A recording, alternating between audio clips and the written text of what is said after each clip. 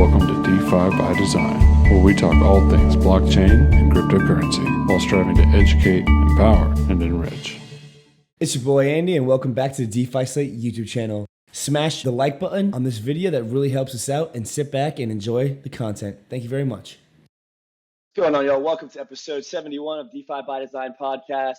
And we are talking about some really interesting stuff today. It's been a while since we've heard the algo stable conversation. In fact, we've seen a lot of iterations. And today we have the pleasure of speaking with Sam, who basically was building around in DeFi kind of like in the first early stages, really. I mean, I'm sure he was around degenning, during DeFi summer, but really Frax had come up kind of before everybody knew what DeFi 2.0 was going to be, and let alone all of the Convex and curve wars that have came and all of that kind of stuff. So it's been interesting to see how we've grown. And I was just talking to Sam about how the two coins algo stable was bound to fail according to crypto Twitter. And now it's really seen its growth and success as like one of DeFi's solid stable coins. I remember had to have been USDC, SUSD, Tether, and DAI was basically our only options 2 years ago.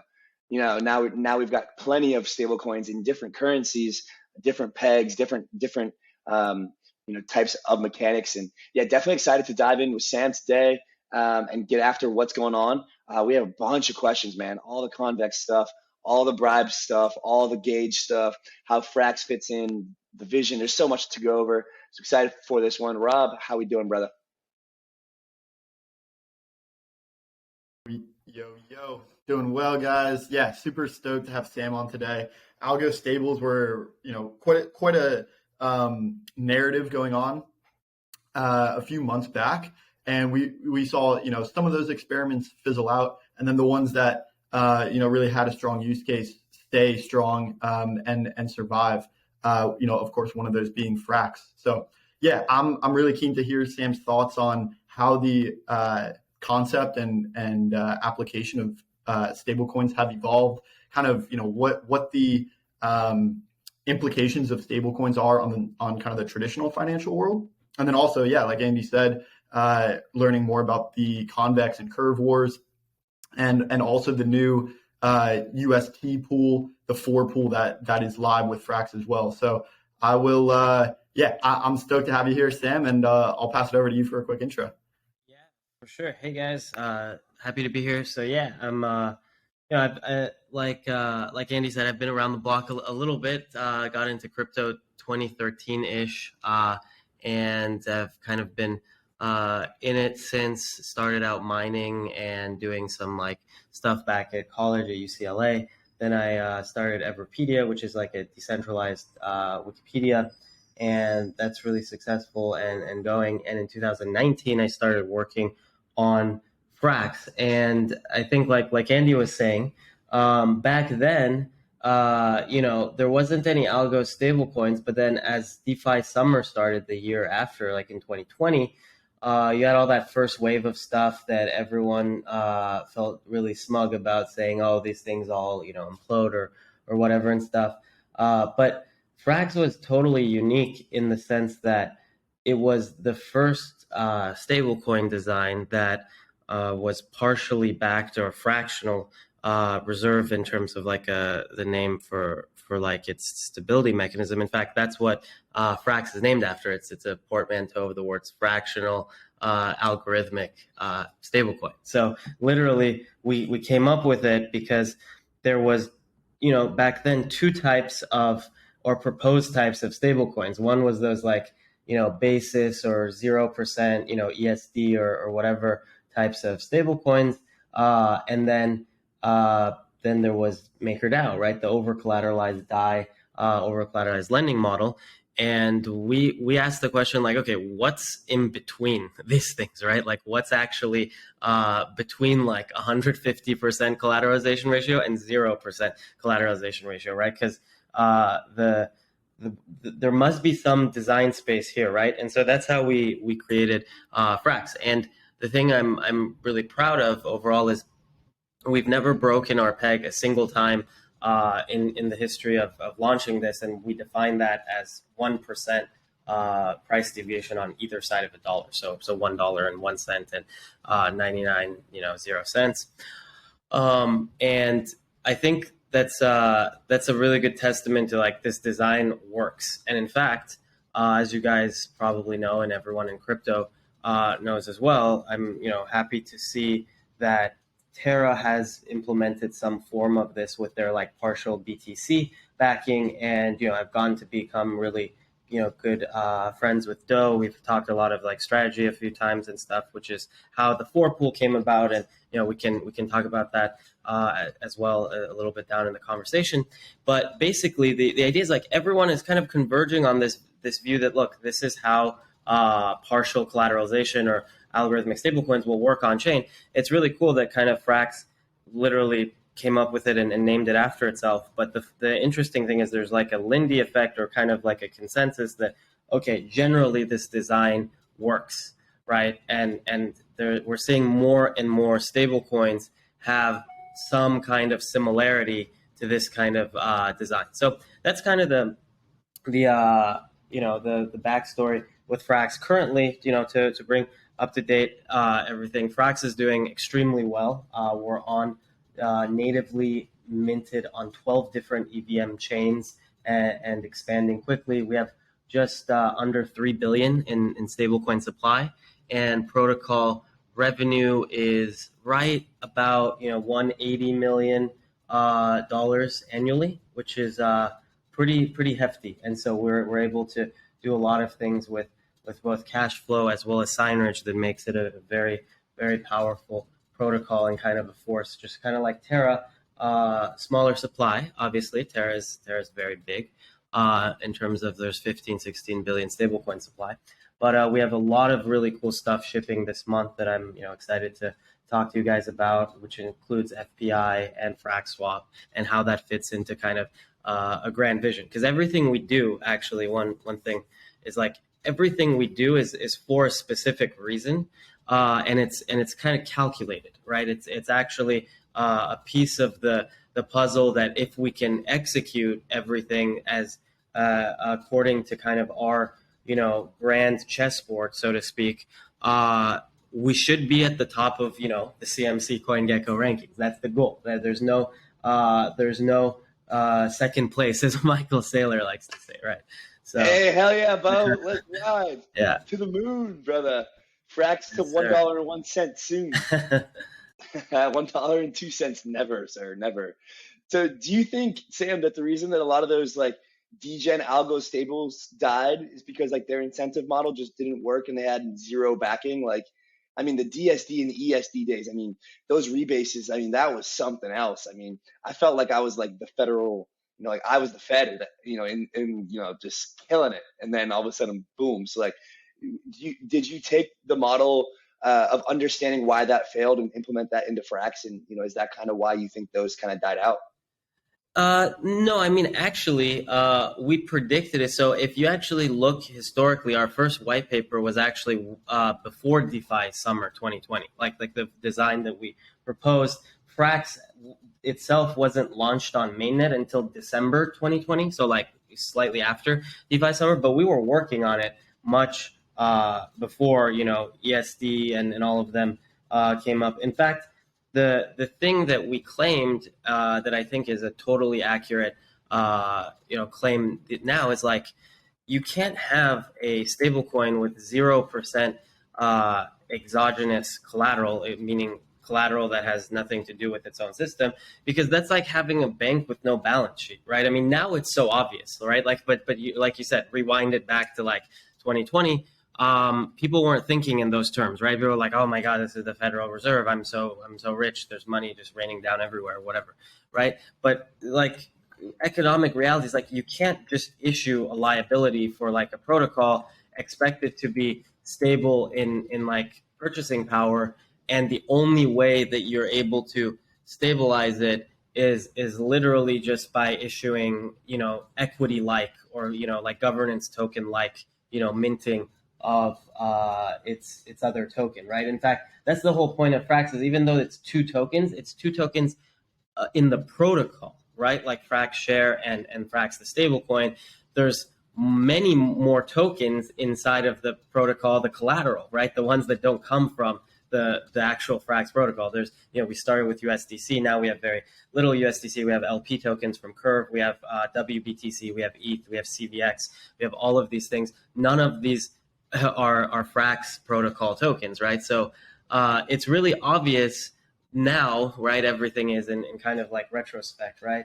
But back then, like you were saying, Andy, it wasn't. And so I think applying that principle today, I think in about a year or so, things that people think are really like workable today will be like, oh, okay, obviously that wasn't workable before, and then whatever it is working today and lasts the test of time, like Frax's mechanism or something else, will be like really obvious in hindsight. But you have to always remember when you're living through it, it's not actually that obvious. No. Yeah, ESD could have been it, ESD could have been top 10, but then once you look back, you're like, okay, yeah, that didn't exactly make sense. So when you're talking with Do Kwon about kind of what's going on with Luna and Terra and UST, is this kind of a similar conversation? Like, all right, we need to get other assets to back the stablecoin. Is that is that something? Obviously, it's not a crazy new concept, but it's kind of like you're saying in the middle between where those degen stables are and like where something like a MakerDAO is. Like, what's kind of the thought process behind Do Kwon and like Terra going and just trying to do Bitcoin and Avalanche to back their stablecoin? Like, what does that mean to you in terms of the stability of that? And obviously, Frax is a different system, as you're explaining. But is this something that you have ever considered to use, like a Bitcoin or an ETH or something, to also help back Frax? Yeah, of course. First of all, I've known Do, like we briefly talked here and there since like 2018. I actually remember talking to him very, very beginning when he was like launching Terra, back when they published the original white paper, which has come a long way and it's different. Do is honestly a chess grandmaster, right? Like a master strategist when it comes to the kind of crypto chessboard of the industry and finance. Dude is brilliant. And so the thing is, like, we do actually see eye to eye on like a lot of things, because I think both of us see that the designs for stablecoins are kind of converging along the same like kind of timeline, right? And for example, like Frax was fractional, like first, or it's named after it, and now Terra is. But like, for example, one thing Terra is doing is they're starting to use Bitcoin and L1 tokens. And back to your question, we've actually been working on that for the past few months as well with Fraxswap. In fact, there was just an article released by The Block today, which I retweeted for anyone that hasn't read it and stuff. They should check it out. And it's basically our plan, actually, like our version of the plan that we've been working on, which was prior to Terra doing this awesome release of BTC, strategy and stuff. The reason we built Fraxswap, and for listeners that aren't familiar, Fraxswap is a full range AMM like Uni V2, except it's very unique. It's coded from the ground up. It's not in any way a fork. It has this thing called TWAM, which stands for Time Weighted Average Market Maker. And it basically is a system for very large orders averaged out over a long period of time on the blockchain. It's actually designed by Paradigm for basically designing the most efficient way to accumulate one asset for another on the blockchain in a trustless manner. So it's actually very, very interesting. So the way you do it is like there's these, like for example, Frax ETH LP, right? And there's this pair. And anyone can come and then they can put in, for example, 30 million Frax or whatever, right? And then they say, okay, this 30 million Frax, drip it into the LP over a 30-day period. So, 1 million Frax into the LP just smoothly per block. And then give me out the amount of ETH that is at the current spot price, literally every single block, right? Because like an AMM pair is an oracle, right? And so it's really smooth, efficient, gas efficient, as well as it's mathematically the most elegant way to get out one token basically for another, right? And so Fraxswap is the first TWAM implementation AMM. And as you could probably guess, the reason we built this is you can deploy Fraxswap AMMs on every chain, right? And so like Frax is on 12 different blockchains. And our goal here is if you could build deep Frax stablecoin liquidity against the L1 tokens or even important governance tokens on that chain or something. It doesn't just have to be the L1 token, but we're going to start with all the L1 tokens.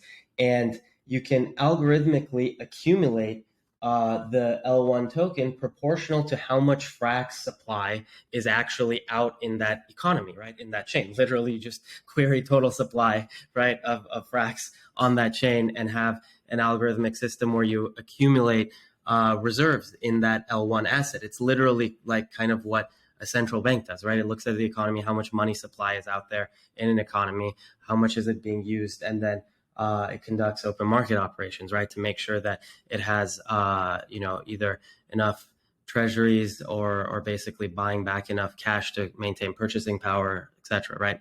And this is actually Sam, real quick, can you set your transaction time to as long or as short as you like? Yes, Okay. yes, and that's the exact point of like a TWAM, because, for example, right now, every AMM, if you think about it, it only allows you to do spot trading, right? Like, and so you have to either set up like either a script, which is like off chain, right? That like pokes, every like hour or something, or, you do some automation that's like off chain, or you have to do treasury swaps or something, right? Like all these DAOs and stuff, they like vote and then they like talk to each other on Discord, agree on like a token price, and then they do like a big swap, right?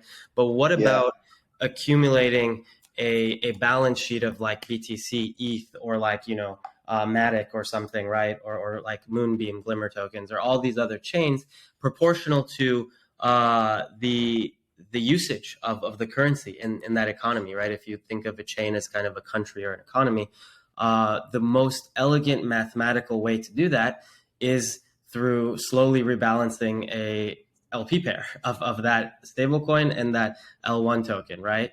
And so that's exactly what we've built. And we were working on this for the past few months to coincide with the release of FPI. And that's going to be really interesting. So like I was saying, there's just a convergence on a lot of the same economic principles that obviously like work, right? And that they're promising. Obviously, you might build something next that says it needs tweaking, or that one might not work, but it's a trial and error process. And currently in the stablecoin space, it's pretty obvious that this mechanism in its abstract form is a winner, right? Interesting. Nice. And as you mentioned, that elegant mathematical kind of drip is kind of the blockchain programs that with the block time, and each block, it kind of you don't really get confirmations in between blocks. So it is giving that procedural just kind of frequency where it's going to drip every block. Exactly. And then like you said, you can automate that over the duration of a window. And I'm curious kind of how this plays into your grand vision that you mentioned of incorporating Frax into, the omnichain, if you will, and kind of bringing this mathematical solution and the technology that Frax has built out, and how that incorporates, or how other chains and other applications are going to incorporate that to make a more elegant stable coin economy that kind of underscores the crypto economy. And if your grand vision incorporates how that stablecoin economy is involved with kind of traditional finance and the traditional economy, I'm keen to hear your thoughts on that as well. Yeah, definitely. And so basically, I think like the bigger these stable coins get, right, like in the tens of billions and then in the hundreds of billions, the more you have to think about it as kind of like a macroeconomic view, right? Like you don't think about it on like the single user incentive level anymore, right? Like, oh, how do I get like farmers to add liquidity or something? You think about it in the macro, like global space in terms of at least the crypto industry. And then like you're saying, soon, hopefully the global economy or the world, right?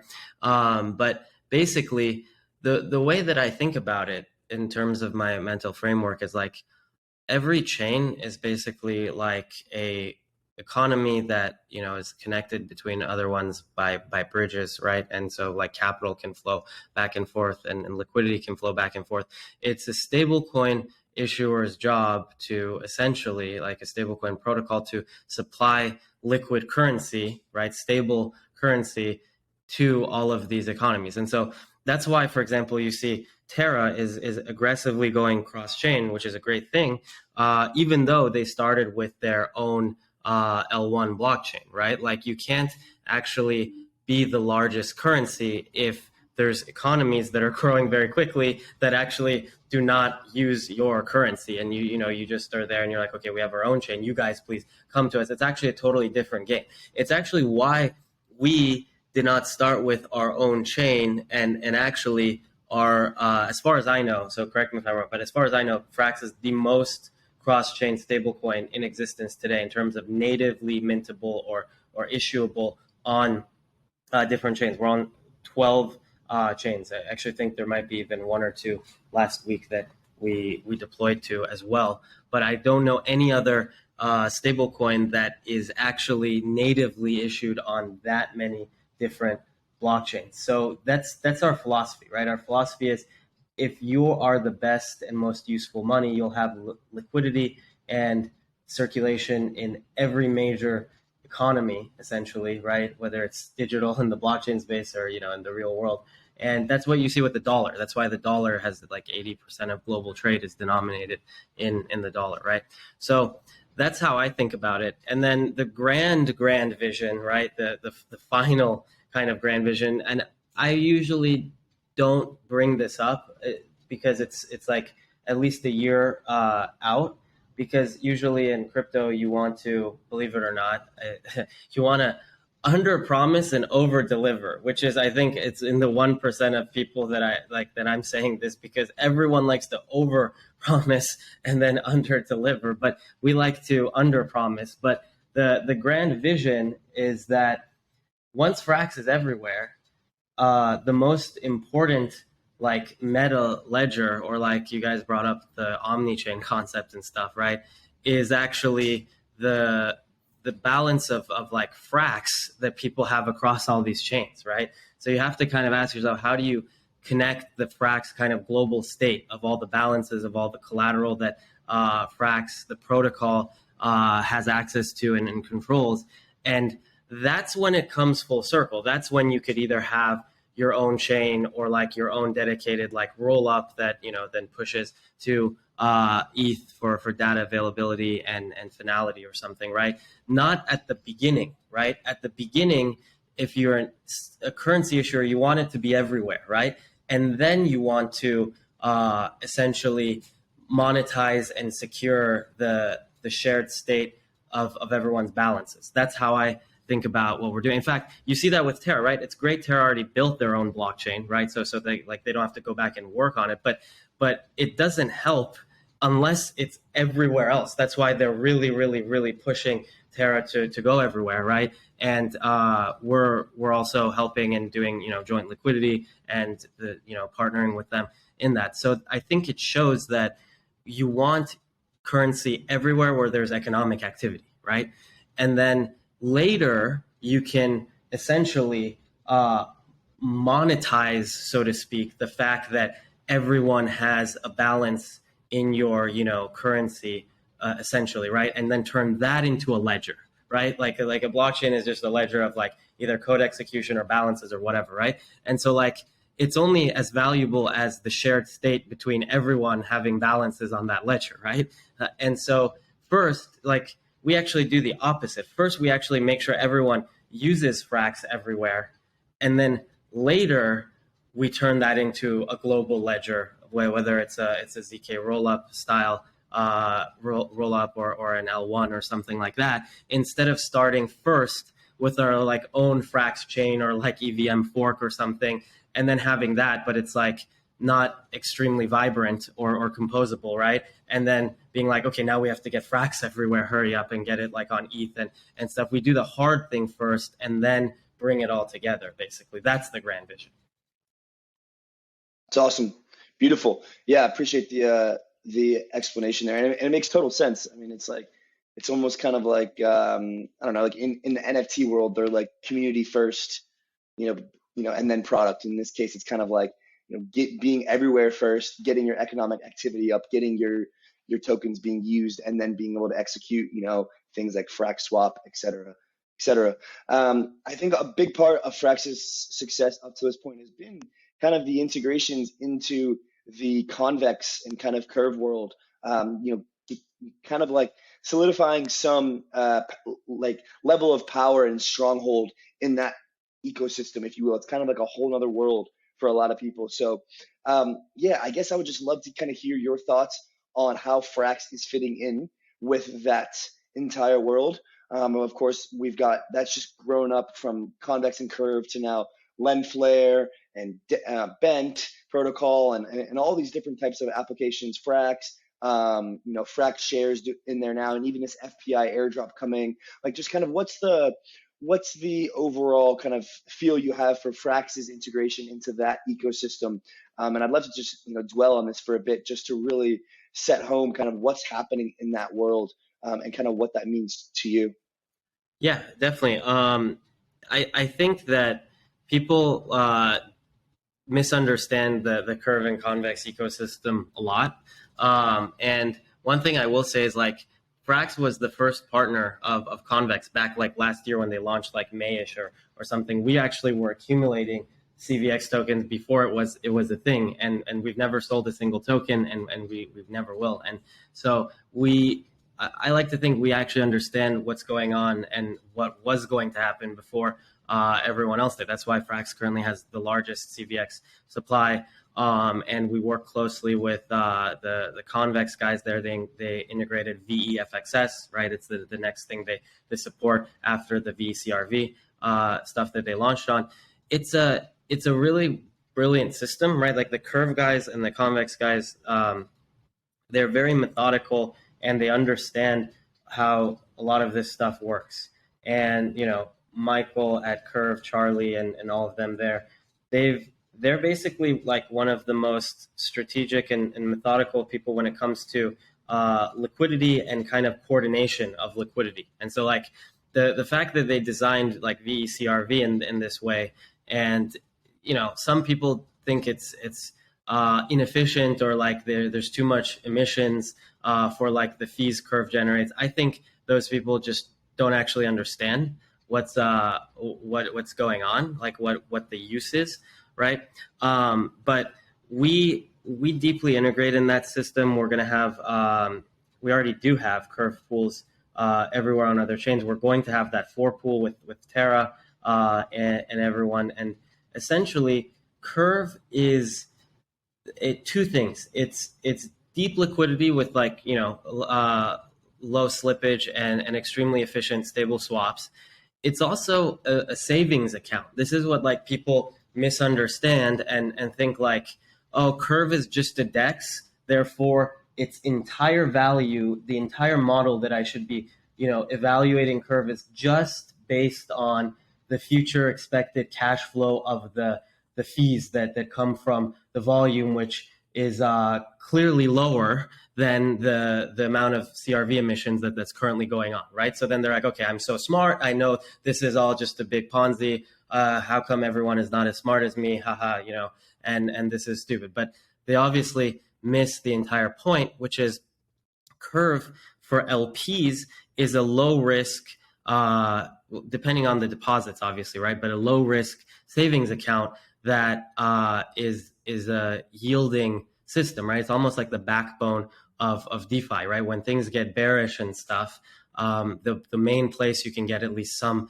yield reliably and escape to basically stable coins, right, is Curve. It's always the kind of backbone of the entire DeFi yield industry, right? Yields are built out of models of curve LP tokens and things like that. To just completely discount that and be like, oh, that's just not valuable, right? And the only value of curve and convex is just the cash flow from the swaps, is just totally missing the plot, right? And so that's how I think about it. And you can actually see this. They, like, Michael knew this and was thinking about this literally when they wrote the Curve white paper. I actually tweeted this the other day. It's literally the second sentence in the Curve white paper. It says Curve also acts as a fiat savings account for LPs on the other side, right?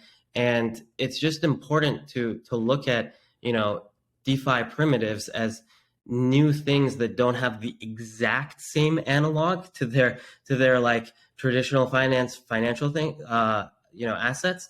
Like, not all governance tokens are just pure equity like, right? These things are programmable assets that have like a mixture of different properties, right? So it could be, and in my opinion, it is, that the CRV token is not just the model of the future discounted cash flow of the fees from Curve DEX, but it's that, as well as the ability to channel yield and interest rate, right, into different kinds of pools, and that makes it a completely different type of asset than just like the equity of an exchange, like the like stock of the new, NASDAQ, right? If you own NASDAQ stock, it's a company, right? And you can value it as, okay, how much, cash flow does the NASDAQ exchange make, right? How much equities are people trading on it, and, what like fees does NASDAQ make, and how much should the company be valued, right?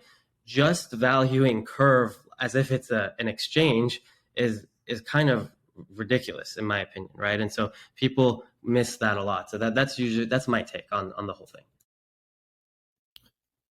That's awesome. And you touched on the 4-pool integration that is launching, and when that is available, when Curve has that LP programmable token integrated into the rest of its economy, how does that add value? What are the key differentiators between that 4-pool, some of the other pools, and what is the value proposition of the 4-pool with respect to Curve's grander economy? Yeah, so the 4-pool, for people that don't know, is a pool of Frax UST, USDT, and USDC, and so that pool is going to be deployed on as many chains as our partnership with Terra is going on, and the fact that we want to make sure there's deep liquidity for our stable coins everywhere. It's already on Phantom. We're working on getting the gauge up and everything on Arbitrum, on Optimism soon, just a lot of places, Polygon, and then soon hopefully on ETH mainnet. And the idea behind it is that, like I was saying, every Curve pool can be thought of as both a DEX, but also a savings account for LPs on the other side, right? And so if you want to provide some kind of yield for people to save in a mixture of different stable coins over this 4-pool, it's the 4 that I listed: Frax, UST, USDC, and USDT. You can essentially channel CRV emissions and now CVX, because Convex does a lot of the farming and deposits. You can basically create a savings account with different yield properties and obviously different risk properties, right? The deposits in the savings account is the tokens of the pool, right? And there's a lot of talk on crypto Twitter about, oh, this thing doesn't include DAI, so like this is like a big like finger to maker or something like that, and just discounting all the color. And everyone likes to talk about drama and things like that on Twitter, discounting all of that. It's not about that, at least in my perspective. Everyone has different personalities, right? Like the Do is very colorful. I'm usually I actually don't like to come out and say a lot of like color. I just like to talk about exactly the technical stuff that we do. And the reality of this pool is, like, the maker guys view Curve as just the cash flow model of like a DEX. They were not going to actually channel liquidity or yield to this to increase demand for DAI, right? And so we couldn't work with them. I would love to work with them. Like I'll just say, like I actually think a lot of the maker guys, in terms of classical financial, like economics, they're brilliant. They're working on like interesting structures for real world asset loans. They're thinking about macroeconomic expansion of DAI, right? But they just don't like the curve model. And this is really obvious. You could just go and then look on crypto Twitter, people on, different maker, core units or their risk team or other people, that they basically think it's a waste of time to, think about curve like this. And that's fine, right? They're entitled to their own opinion. And so we just made this pool essentially, right, to give people the ability to earn yield in these 4 stable coins, especially Terra and Frax.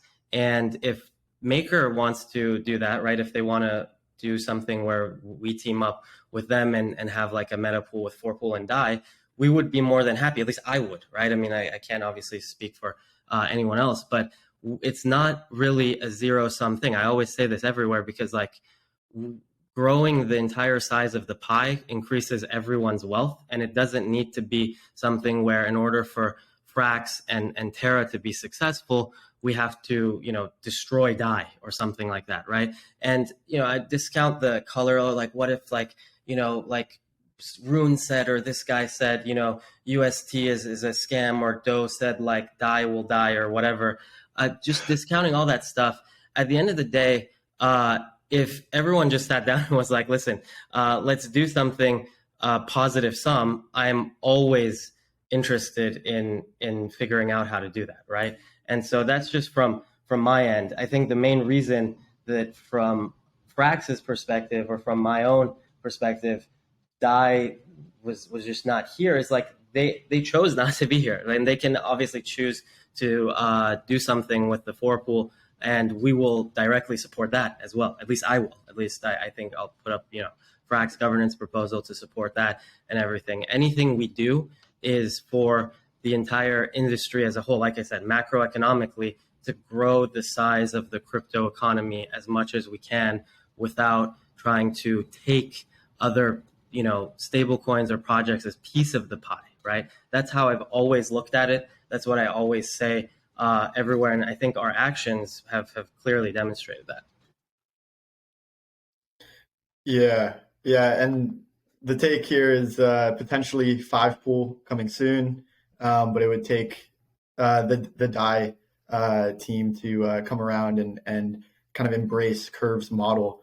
I'm thinking about kind of 4 pool going into 5 pool. Does that mean 6 pool, 7 pool, 8 pool? Like, is that inevitable? Like, what are the risk profiles? We're having actually all these stable coins? Yeah, we're talking with Michael, the Curve founder, about this. The plan right now, since we're really interested in supporting anyone to use the 4 pool, is that the 4 pool will be a base pool, right? It'll be like essentially a meta pool that any stablecoin project, including Maker, including anyone else, can pair with, right? And so technically, it won't be a 5 pool. It'll be like a 4 pool meta pool, right? Where the 5th token is DAI, and then another project can launch their own with the 4 pool and then theirs, right? And what Do and I have talked about is anyone that wants to do that, we will directly help by giving them, incentives, yield, and things like that, so that their, meta pool can also act as a savings account, a yield bearing account, so that they can grow their own stablecoin, right? And that's in everyone's interest, right? That's positive sum. That's basically creating a larger, deeper liquidity between all of the most important stablecoins.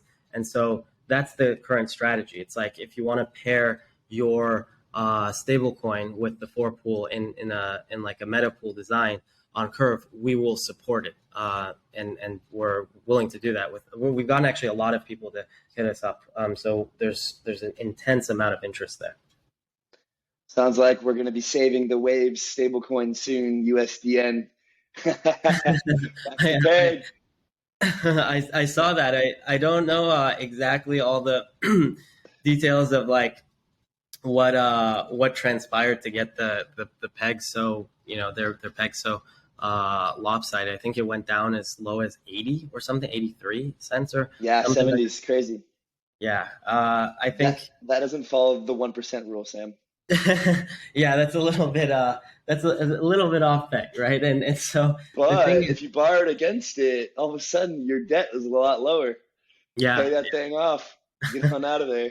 yeah, and so that's actually a good point you make, because one thing that people, just have like a false conclusion is like they're like, look, this USDN stablecoin or this thing looks a lot like Frax or like Terra, or if you guys remember Iron, which was a fork of Frax V1 and failed and imploded Mark Cuban. spectacularly. Yeah. And then they're like, look at these. They all failed, so therefore this mechanism or this actual idea is total nonsense and it will fail. That's just clearly being extremely lazy, right? That's like saying They don't have Sam on the team. They don't have Sam and Do, brother. Oh, I yeah. tell you what, straight up. Well, I mean, even so, I mean, I guess what I was gonna say was like, you could look at Ethereum Classic, right? And that thing has been attacked and destroyed multiple times, and it's literally the same code base or as Ethereum, right? Mainly. And so you don't say, look at Ethereum Classic, it's imploding, therefore Ethereum, like ETH, is like a nonsensical idea, right? And so like this is the kind of thing, it's like the execution of the idea clearly matters, especially in the stablecoin space, right? The integrations, right? One of the things Terra has done extremely well is created a vibrant demand from both retail and crypto, users and everything for UST, right? The actual way you execute the idea is as important as the idea itself or the stability mechanism itself. Because now you have examples of stablecoins that look like Frax that have failed, but then how come Frax and UST are doing extremely well, right? Because there's actual proper execution for their growth. So Sam, for some of the more degen users here with us wanting to get those spicy yields going, where can we find some of the best yields on Frax or a variation of Frax stablecoin pools? Any chain, any protocol, what are some of the top ones that you've seen in the last few days? Yeah, so I'm always working around the clock with pretty much any project that hits us up that wants to work on integrating Frax, getting pools up and things like that. There's two places on ETH, right, which is the Convex, Frax curve pool for basically low risk stablecoin yields. Obviously, like that's like the hallmark. That's like the quote savings account. There's Frax gauges themselves. So the FXS token, which is the governance token, that is emitted on a fixed schedule to different gauges inside of Frax. And so there's obviously very similar structure to Curve, where those get emitted to different pools or AMMs and different mixture of assets. So you can always check what the highest yielding places is in the FXS gauges. And we actually have cross-chain versions of those rolling out as well. You can just check it at app.frax.finance/staking. We have literally a list of everywhere you can get a Frax yield, FXS yield. My personal favorites are like Tokamak for FXS staking, CVX FXS on Convex, and just the hot That's ones. the one. That's the airdrop one. That's the one that you guys locked me up in for months with no peril, only leading to stronger iron, diamond, steel hands that are now leading to this FPI airdrop. So what is FPI and how does that come into play in the ecosystem? Yeah, I think you're gonna like your iron hands, because I think it's gonna be worth it. Because so we also have FPI, which is the second stablecoin of the Frax ecosystem, which is the first CPI pegged stablecoin. And so it's basically a stable coin that instead of pegging to the dollar or, the euro or any kind of like national, denominated currency, it's pegged to a basket of consumer goods, which is called the consumer price index. In fact, most people now know this in crypto because there's a lot of talk about inflation and things like that. But the dollar itself is loosely pegged to the CPI. It loosely should track a basket of consumer goods. And people didn't really talk about this before because it was working quite well, right? Recently, inflation has increased to multi-decade highs. And so people have been aware of and starting to become more and more aware of what inflation actually means. It literally means the dollar's devaluation against a basket of consumer goods that everyone needs to keep their standard of living the same, right? The basket of consumer goods right now is like food, medical care, rent, electronics, cars, automobiles, things like that.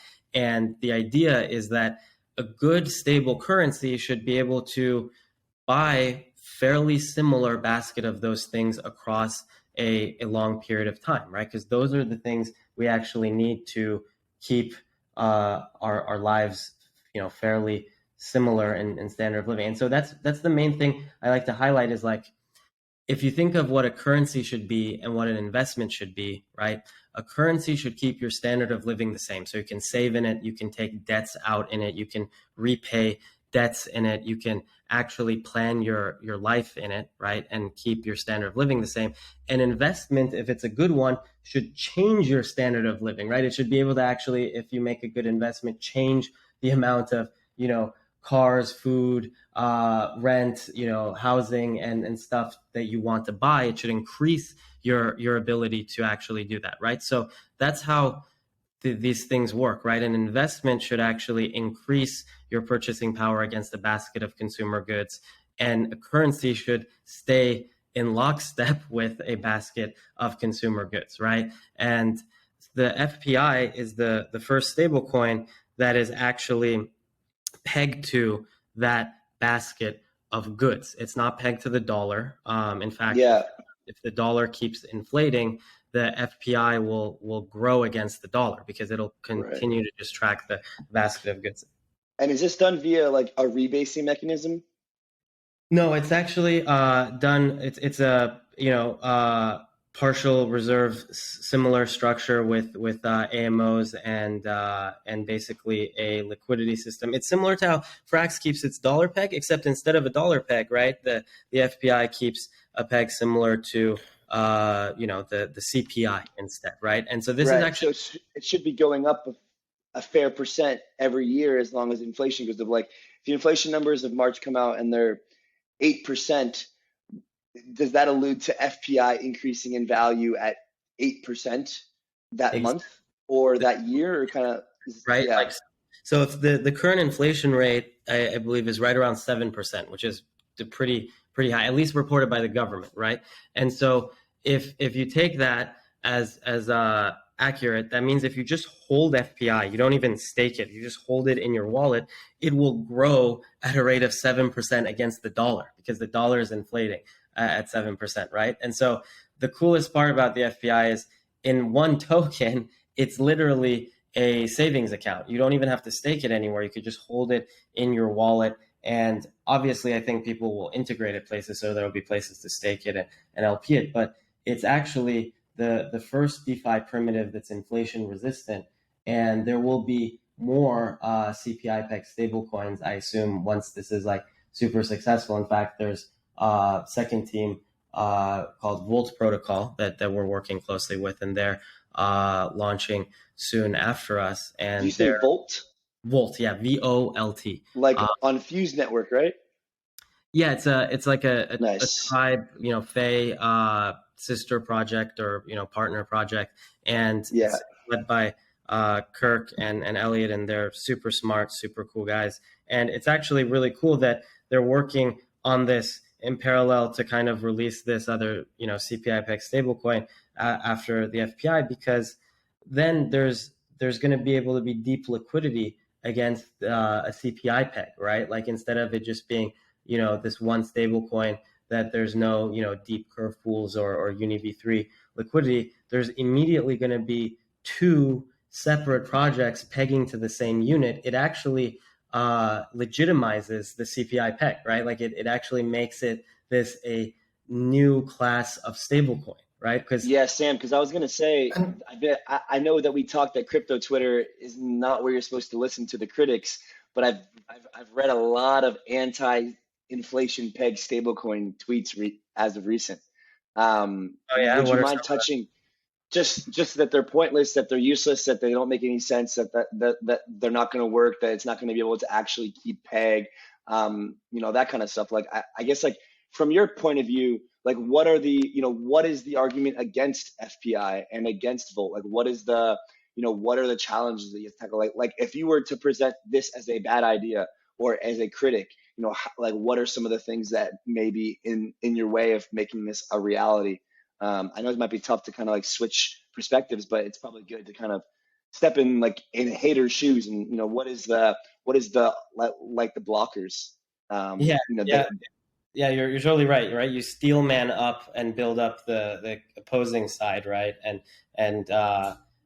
then you actually address their point. So I think a lot of the empty things on the like this will never work or whatever is just not worth the time to address. But the real nuanced response is like, so why do you need to have this stable coin? Why don't you just give like a fixed yield on dollars proportional to the interest rate, right? That literally creates the same thing that, inflation resistance that, everyone's thinking about and wanting.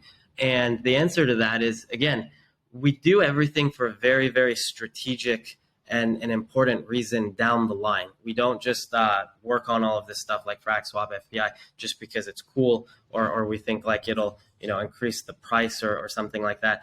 The reason we built this as a new stable coin is because I think personally, and I think a lot of people will come around to this, is that the next generation of stablecoin advancement and is basically completely separate pegs to non-national units of account, right? If the crypto economy is actually going to become a global digital economy that's not connected to a specific country or a specific currency like the dollar, what has to happen is people have to have a new definition of what stability is, right?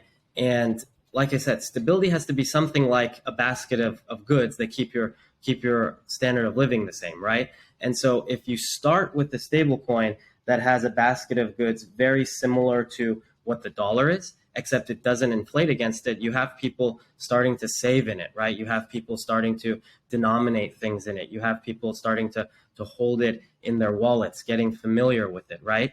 And then as that, FPI stablecoin gets, tens of billions of dollars of supply, then what happens is you can actually on chain give the governance rights to people that are participants in the protocol to actually decide what this basket of goods is in the long term, right? When this thing is sufficiently huge and basically a force in the global markets, you can basically have the people that participate in the Frax protocol decide the weights of the CPI stablecoin. What does that do? That now creates a fully self-sovereign unit of account that's entirely separate from any country or any central bank's definition of stability. So you finally have a fully decentralized peg, right, and a fully self-sovereign monetary policy, right? And so that's the main reason we did this, right? The main reason is that you want to actually start off by providing a more stable inflation-resistant dollar, right? And then the critics might be saying, okay, why don't you just build like a staking contract for your Frax stablecoin that just gives you yield, proportional to interest, right? Like your FPI stablecoin won't work. It's just a dumb idea. What's the point? The point is, yeah, it starts off as an inflation-resistant dollar, and it ends when it's sufficiently huge as its own unit of account that's completely separate and independent of the Fed's monetary policy, right?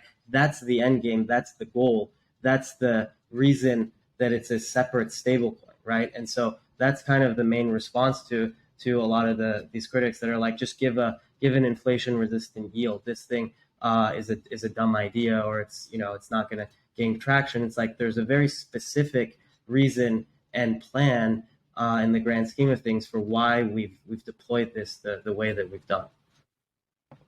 Is the integration strategy to generate demand for FPI consistent with the integration strategy of Frax, like incorporating it across all the different chains and in several Curve LPs?